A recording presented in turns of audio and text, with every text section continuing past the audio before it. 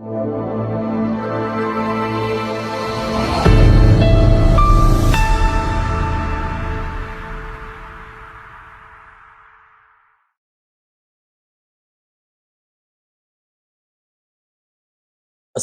عليكم ورحمة الله وبركاته. نحمد الله العظيم نصلي ونسلم على الرسول الكريم أما بعد. فقد قال الله سبحانه وتعالى في كلامه القديم والفرقان الحميد: أعوذ بالله من الشيطان الرجيم. بسم الله الرحمن الرحيم. يا أيها الذين آمنوا لا تتخذوا اليهود والنصارى أولياء بعضهم أولياء بعض. صدق الله العظيم. அளவற்ற அருளாளனும் நிகரற்ற அன்புடையோனுமாகிய எல்லாம் வல்ல அல்லாஹுவின் பெயரால் துவங்குகிறேன். அருமை நாயகம் முஹம்மதுர் ரசூலுல்லாஹ் ஸல்லல்லாஹு அலைஹி வஸல்லம் அவர்களின் மீதும் நற்பாக்கியங்கள் நிறைந்த அவர்களுடைய உம்மத்தின் மீதும் குறிப்பாக இந்த ஜும்மா நன்னாளில் நம் அனைவர் மீதும் எல்லாம் வல்ல அல்லாஹுவின் நல்லருள் என்றென்றும் நிறைவாக உண்டாவதாக. ஆமீன். அன்பானவர்களே, அல்லாஹு ஜல்ல ஷானுஹு தஆலா தனது திருமறையில் யாருடனெல்லாம் உறவு வைத்துக் கொள்ள வேண்டும், யாருடனெல்லாம் உறவு பாராட்டக்கூடாது என்று தனித்தனியாய் பட்டியலிட்டு தருமிடத்தில் ஒட்டுமொத்தமாக உலக முஸ்லிம்களை பார்த்து அல்லாஹு சொல்லுகிறான்: லா தத்தஹிதுல் யஹூத வன் நஸாரா அவுலியா. யூதர்களையும் நசாராக்களையும் நீங்கள் உற்ற நேசர்களாக ஒருபோதும் ஆக்கிக் கொள்ள வேண்டாம். அவர்களில் சிலர் சிலருக்கு நேசர்கள் என்று சொல்லுகிறது அல் குர்ஆன். யூதர்களுடனான தார்மீக உறவு குறித்து பேசுகிறது திருக்குர்ஆனுடைய இந்த வசனம். நூற்றுக்கணக்கான வசனங்களில் யூதர்களினுடைய அத்துமீறல்கள், வரம்பு மீறல்கள், வரலாற்றில் நீண்ட நெடுங்காலமாக அவர்கள் புரிந்து வந்த அக்கிரம செயல்கள், அவர்களினுடைய இயற்கையான சுபாவம், மனிதகுலத்திற்கான அவர்களின் அச்சுறுத்தல், இதை பற்றியெல்லாம் உலகத்தின் வேறு எந்த சமயமும் யூதர்களை பற்றி இவ்வளவு தெளிவாக பேசியிருக்க முடியாது. அல் குர்ஆன் அதையெல்லாம் விரித்து கூறியிருக்கிறது. யூதர்களுடன் எனவே உலகெங்கும் வாழுகிற முஸ்லிம்கள் தங்களினுடைய தார்மீக உறவை யூதர்களோடு வைத்துக் கொள்ள மாட்டார்கள். மனிதாபிமான அடிப்படையில் சக மனிதர்களாய் அவர்களை பார்ப்பதற்கு நாம் தவறுவதில்லை. ஆனால் அதே சமயம் அவர்களோடு தனிப்பட்ட முறையில், ராஜ்ய முறையில் எந்த விதமான உறவுகளும் வைத்திருத்தல் நல்லதல்ல என்கிற குர்ஆனின் வழியில் இன்றளவும் உலக முஸ்லிம்கள் இருக்கிறார்கள். இதை அப்பட்டமாக மீறியவர்கள் இன்றைய அரபுலகத்தினுடைய மன்னர்கள். சுமார் 56 நாடுகளை சார்ந்த அரபு நாடுகள் சார்ந்த அதிபர்களில் ஏராளமான பேர் யூதர்களுக்கும் நசராக்களுக்கும் வாள் பிடிப்பவர்களாய், சொம்பு தூக்குபவர்களாய், அவர்களினுடைய கருத்துக்களை, அவர்களினுடைய அத்துமீறல்களை வரவேற்பவர்களாய் இருக்கிறார்கள் என்பது இன்றைய உலகின் மிக வருத்தமான ஒரு செய்தி. அன்பானவர்களே, ஈரானில் அதிகம் வாழுவது ஷியாக்கள், நாங்களெல்லாம் சுன்னத்து வல் ஜமாத்துகள் என்கிற போர்வையில் இந்த அநியாயத்தை நியாயப்படுத்திவிட முடியாது. ஒட்டுமொத்தமாக இன்றைய முஸ்லிம் உலகம் அரபுலகத்தின் மன்னர்களுக்கு எதிராகவே இருக்கிறது என்று சொன்னால் அது மிகையில்லை. அல்லாஹுவின் தூதர் பெருமானார் ஸல்லல்லாஹு அலைஹி வஸல்லம் அவர்களிடம் ஒரு மனிதர் கேட்பார், மல் அஸபிய்யத்து யா ரசூலல்லாஹ், அல்லாஹுவின் தூதரே, பிடிவாதம், வெறித்தனம், தீவிரம் என்பது என்ன என்று கேட்கிறார். அழகான பதில் சொன்னார்கள் நபி ஸல்லல்லாஹு அலைஹி வஸல்லம், அல் அஸபிய்யத்து அன் தன்சுர அகாக அலா ظுல்ம். உன்னுடைய முஸ்லிமான சகோதரன் ஒரு அநியாயத்தை செய்கிற போது அந்த அநியாயத்திற்கு நீ உதவுவதும் துணை போவதும் வெறித்தனமாகும் என்கிறார்கள். ஒரு செயலை, அது அநீதம், ஆனால் அதை செய்வது முஸ்லிம் என்கிற காரணத்தால் அதை நியாயப்படுத்திவிட முடியாது. அந்த முஸ்லிமுக்கு நாம் வக்காலத்து வாங்க முடியாது, சப்போர்ட் செய்ய முடியாது. அந்த அடிப்படையில் தான் இன்றைக்கு அரபுலகத்தின் நிறைய அதிபர்கள் யூத நசராக்களுக்கு துணை போவதை, அவர்களின் அக்கிரமங்களுக்கு உடந்தையாக இருப்பதை ஒருபோதும் இஸ்லாமிய சமூகம் அதை ஏற்பதில்லை. உங்களுக்கு தெரியும், வளைகுடாவில் அமெரிக்கா மற்றும் இஸ்ரேலினுடைய ஆதிக்க பசி, வளங்களை சுரண்டுகிற ரீதியிலான போர் ஒரு மாதத்திற்கும் மேலாக நடைபெற்று வருகிறது. தன்னந்தனியாக ஈரான் களத்தில் நின்று அவர்களை எதிர்கொண்டு ஏறத்தாழ வெற்றியும் பெற்றுவிட்டது என்கிற அறிவிக்கிற சூழல்தான் இன்றைக்கு இருக்கிறது. ஆனால் இந்த யூதர்களுக்கும் நசராக்களுக்கும் அமெரிக்கா, இஸ்ரேல் உள்ளிட்ட பயங்கரவாத சக்திகளுக்கு பின்னணியிலே இருந்து இடம் கொடுப்பதும், தளம் கொடுப்பதும், ஆயுதங்கள் அளிப்பதும், ஒத்து உதுவதும், அவர்களை முழுமையாய் நம்புவதும் யார் தெரியுமா? வெட்கக்கேடு இந்த அரபுலகத்தினுடைய மன்னர்கள். பப்ளிக்ல முஸ்லிம்ல ஒரு முஸ்லிம் கூட இந்த செயலுக்கு சப்போர்ட்டாக இல்லை. அரபுலகத்தின் மன்னர்கள் திருந்த வேண்டிய தருணம் வந்துவிட்டது. அன்பானவர்களே, கண்ணெதிரே அவர்கள் பார்த்து விட்டார்கள். அவர்கள் நம்பிய மலை போன்ற ஒரு சக்தி ஒன்றுமில்லாத புஸ்வானம் என்பதை எதிர்க்க துணிவற்ற கோழை என்பதை இன்றைக்கு அவர்கள் பார்த்து விட்டார்கள். ஒரு மாசத்துக்கு முன்னாடி, போர் துவங்கிறதுக்கு முன்னாடி, அரபு நாடுகளின் அதிபர்கள் எல்லாம் சொன்னது என்ன தெரியுமா? ஈரான் மீது அமெரிக்காவும் இஸ்ரேலும் அநியாயமாக தாக்குதல் தொடுத்தால் எங்களுடைய வான்பரப்பை பயன்படுத்துவதற்கு நாங்கள் அனுமதிக்க மாட்டோம் என்று சொன்னார்கள். அப்படி சொன்னது கூட ஈரான் எங்கே தங்களை தாக்கிவிடுமோ என்கிற பயம், அல்லது உள்நாட்டில் கிளர்ச்சி ஏற்பட்டு அது தங்களினுடைய ஆட்சிக்கும் மாட்சிக்கும் ஆபத்து ஏற்படுமோ என்கிற பயத்தில் தான் அப்படி சொன்னார்கள். ஆனால் போர் துவங்கியதற்கு பிறகு இந்த அரபுலகத்தினுடைய அதிபர்கள் செஞ்சது என்னன்னா, யுஎஸ்னுடைய இராணுவ தளங்கள் அத்தனைக்கும் இவர்கள் அனுமதி கொடுத்து உள்ளே வைத்திருந்தார்கள். சொல்ல போனால் எங்களை அமெரிக்கா பாதுகாக்கும் என்கிற ஒரு கண்ணோட்டத்தில் அமெரிக்காவிற்கு எல்லா வகையிலும் ஒத்துழைத்தார்கள். இது ஒரு வரலாற்று துரோகம். நன்றாக உலகத்திற்கே தெரியும், மத்திய கிழக்கு நாடுகளில் குவைத்திலோ, கத்தாரிலோ, சவுதியிலோ, எமிரேட்ஸிலேயோ, பஹ்ரைனிலோ எல்லா இடத்திலும் அமெரிக்கா தளம் அமைத்து இராணுவத்தை நிப்பாட்டி வைத்திருப்பது அரபுகளை பாதுகாப்பதற்கு அல்ல, இஸ்ரேலை பாதுகாப்பதற்கு மட்டும்தான்.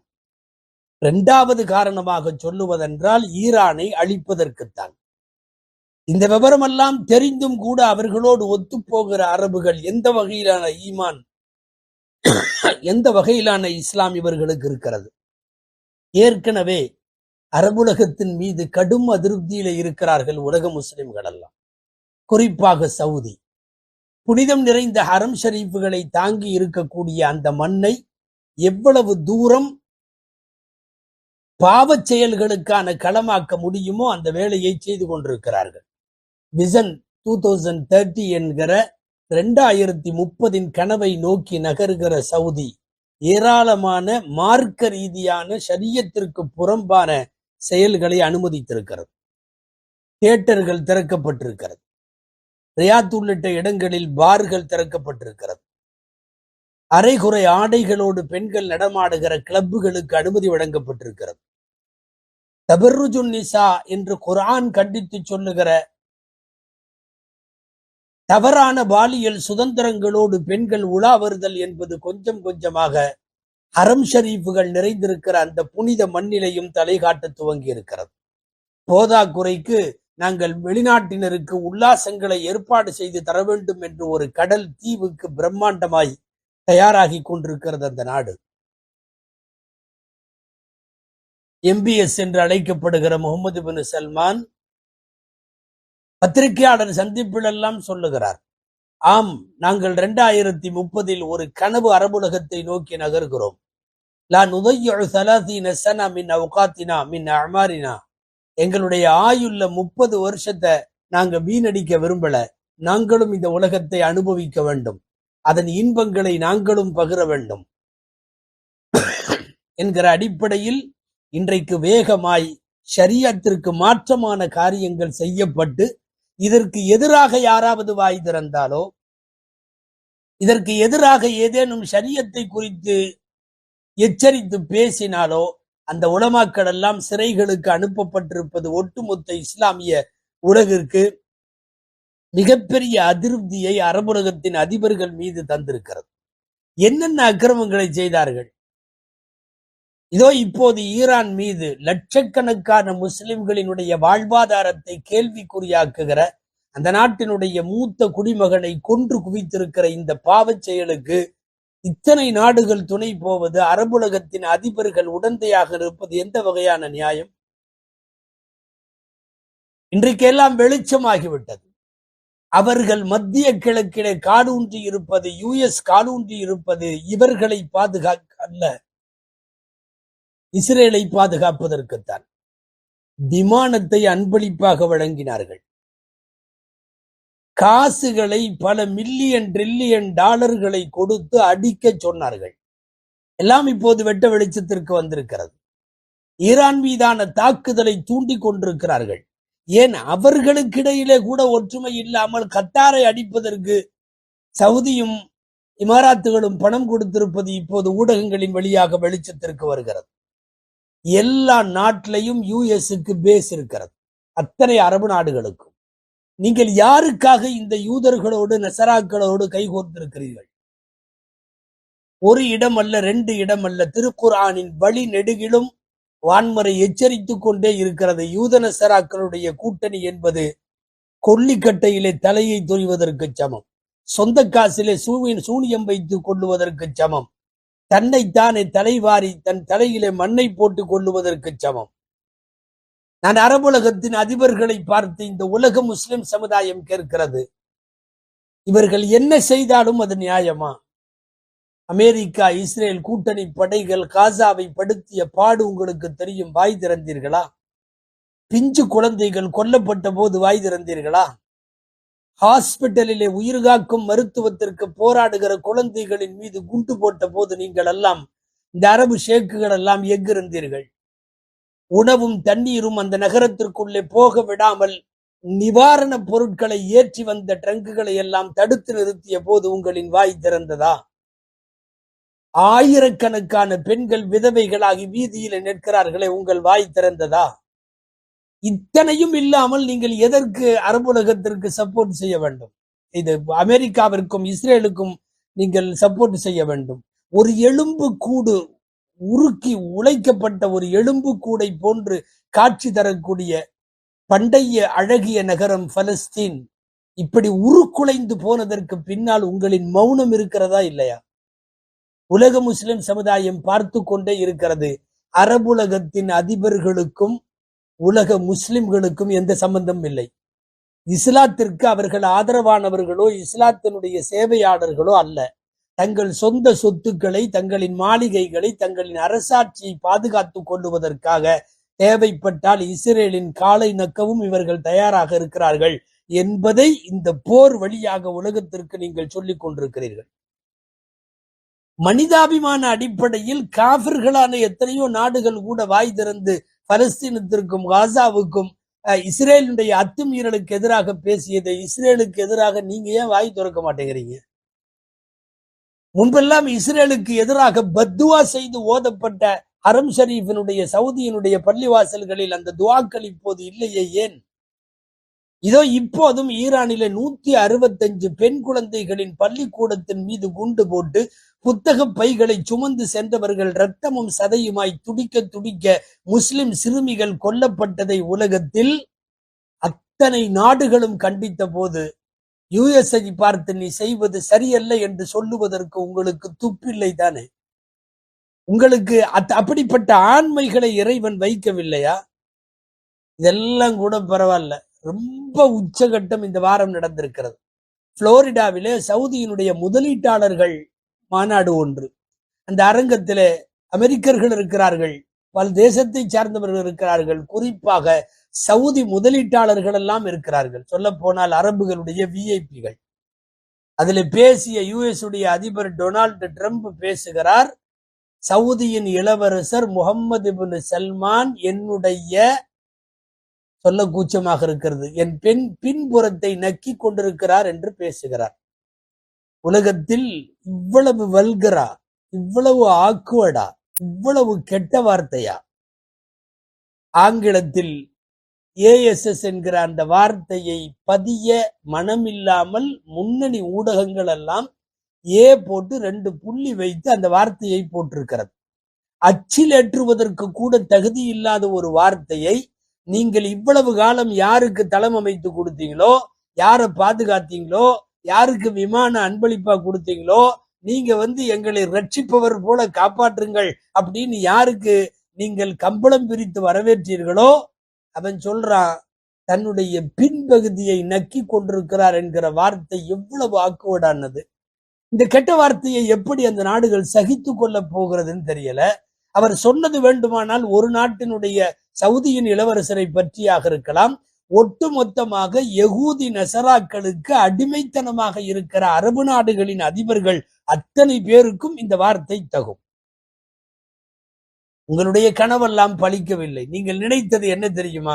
அமெரிக்கா வந்து விட்டால் ஈரான் சாம்பலாகிவிடும். சாம்பலாகி விடுகிற ஒரு இடத்தில் நிலையில் அந்த நாடு இல்லை. அது அவர்களின் பாரம்பரியமும் இல்லை. இதோ இப்போது பாரசீகம் ஒரு புதிய வல்லரசாய் உலகத்தின் கண்களுக்கு தெரிகிறது. சின்னஞ்சிறிய நாட்டிலிருந்து பெரிய நாடு வரையும் பிரம்மாண்டமாய் பார்க்கிறார்கள். ஏன்னா ஒரு ஒத்த நாடு மிகப்பெரிய அணு ஆயுத பலம் கொண்ட 2 நாட்டையும் வாங்கடா பார்க்கலான்னு கூப்பிடுகிற தைரியமும் ஆண்மையும் திராணியும் வீரியமும் இந்த உலகத்தில் ஈரானுக்கு மட்டும் உண்டு என்பதை நிரூபித்திருக்கிறார்கள். ஒரே டைம்ல 7-8 அரபு நாடுகள்ல இருக்கிற அத்தனை அமெரிக்க தளங்களையும் நோக்கி குண்டுகள் பாய்கிறது, ஏவுகணைகள் போகிறது. உங்களுக்கு கொஞ்சமாவது யோசனை வேணாமா? நீ யாரை பாதுகாப்புக்கு கூப்பிட்டு வச்சிருக்கியோ அவன் இந்த அடி வாங்குகிறான். மானவிருப்பவன் இனிமேலாவது திருந்துவான் அல்லவா? பெரிய வல்லரசுகளாக இந்த உலகத்தில் ஆதிக்கம் சொல்லிக் கொண்டிருந்தவர்களை எல்லாம் அடக்கி ஆளக்கூடிய ஒரு நிலையில் வா பார்க்கலாம் என்கிற தைரியத்தோடு இன்றைக்கு கூவி அழைக்கிறது ஈரான். யுத்தத்தை தெரியாமல் தொடங்கி அந்த நாட்டினுடைய ஒரு மூத்த சிங்கத்தை சாய்த்து விட்டதற்கு பிறகு யுத்தத்தை முடிக்க தெரியாம போராடிட்டு இருக்காங்க. காசாவின் உருக்குலைந்த காட்சி போல இன்றைக்கு இஸ்ரேல் தலைநகரத்தினுடைய காட்சி. உலகத்தில் மிகைப்படுத்துவதாக நினைக்க வேண்டாம். உருக்குலைந்து போயிருக்கிற இஸ்ரேலுடைய நகரத்தை பார்த்து ஆல்மோஸ்ட் இந்த உலகத்தில் சந்தோஷப்பட்டவர்கள் அதிகம். அதற்காக இறக்கப்பட்டவர்கள் ஆல்மோஸ்ட் இல்லை என்று சொல்லலாம். இருந்தாலும் இந்த நாட்டின் 1-2 சங்கிகளை போல 1-2% இருக்கும். உலகம் முழுக்க இஸ்ரேல் அழிக்கப்படுவதை ஆனந்தத்தோடு பார்க்கிறார்கள். இந்த நேரத்தில் சத்தம் இல்லாமல் கதவை பூட்டி கொண்டு இப்படி ஆகிவிட்டதே என்று அழுகுவது அரபுலகத்தின் அதிபர்கள் மாத்திரம்தான். உங்களுக்கெல்லாம் இந்த ஆண்மையும் தைரியமும் எங்கு போயிற்று? அமெரிக்கா தரைப்படையை அனுப்ப போகிறேன் என்று பூச்சாண்டி காட்டுகிற நேரத்தில் ஈரானிலிருந்து பதில் குரல் வீரியத்தோடு வருகிறது. உள்ளே வாருங்கள், வா பார்க்கலாம். 20 வருஷமா அதுக்கு தான் காத்துட்டு இருக்கோம். தைரியம் இருந்தா உள்ள வான்னு இந்த உலகத்தில் அமெரிக்காவை வா பார்க்கலாம். வர்ற அத்தனை பேரும் எங்கள் நாட்டின் கடல்களின் சுறா மீன்களுக்கு உங்களுடைய உடல்கள் இரையாகும் என்று சொல்லுகிற தைரியம் இந்த உலகத்துல வேற எந்த நாட்டுக்கும் கிடையாது, ஈரானை தவிர. கோழைகளாக முடங்கி கொண்டிருக்கிற அரபுலகத்தினுடைய அதிபர்களுக்கு முஸ்லிம் உம்மத்து வைக்கிற முக்கியமான வேண்டுகோள் இதுதான். இனியாவது திருந்துங்கள். அவர்கள் வருந்தும் வரை போர் தொடரும் என்று அறிவித்திருக்கிறது ஈரான். ஒரு நாட்டை சுடுகாடாக்க முடியாது என்பது நிரூபணமாக இருக்கிறது. மத்திய கிழக்கு பகுதிகளில் ஆமாஞ்சாமி போடுகிற 1000 அரபுகளுக்கு இடையில், அரபு ஷேக்குகளுக்கு இடையில், நாடுகளின் 56 நாடுகளினுடைய அதிபர்களுக்கு இடையில் ஒரே ஒரு ஈரான் உண்மையாக அல்லாஹுவும் ரசூலும் கூறுகிற யூத எதிர்ப்பை கையில் எடுத்துக்கொண்டு களமிறங்குகிற போது உலகத்தில் முஸ்லிம்கள் மட்டுமல்ல, நடுநிலையாளர்கள் காசாவையும் பலஸ்தீனையும் பார்த்து கடந்த ஆண்டுகளில் குமுறி குமுறி அழுதவர்கள், கண்ணீர் வடித்தவர்கள் எல்லாம் இன்றைக்கு ஆனந்த கண்ணீர் வடித்துக் கொண்டிருக்கிறார்கள். தயவு செய்து அடிவருடிகளாய், அடிமைகளாய், அவர்களின் கைப்பாவைகளாய் செயல்படுவதை விட்டுவிட்டு முஸ்லிம் அதிபர்களெல்லாம், அரபுலகத்தினுடைய அதிபர்களெல்லாம் ஒன்று சேருங்கள். அசைக்க முடியாத சக்தியாய் இஸ்லாமும் முஸ்லிம்களும் இந்த உலகத்தில் இருப்பார்கள். மனிதாபிமானத்தோடு பழகுவது வேறு, கொலைகாரனுக்கு தண்டனை கொடுப்பது வேறு. அந்த அடிப்படையில் ஈரானுடன் இணைந்திருப்பதில் இஸ்லாமிய உம்மத்து பெருமைப்படுகிறது என்பதை உலகத்திற்கு இன்றைக்கு நிரூபித்துக் கொண்டிருக்கிறது நீங்கள் காணுகிற அத்தனை ஊடகங்களும். எல்லாம் வல்ல அல்லாஹு ஜல்ல ஷானுஹு தஆலா யூதர்களினுடைய சதி செயல்களுக்கு ஒத்து போகிற அரபுலகத்தின் அதிபர்களுக்கு தகுந்த பாடத்தை தருவானாக. இனியாவது அவர்கள் திருந்தி வாழுவதற்குள்ள தருணத்தை ஏற்படுத்துவானாக. ஆமீன். வஆகிரு தஅவானா அல்ஹம்துலில்லாஹி ரப்பில் ஆலமீன். அஸ்ஸலாமு அலைக்கும் வரஹ்மத்துல்லாஹி வபரகாத்துஹு.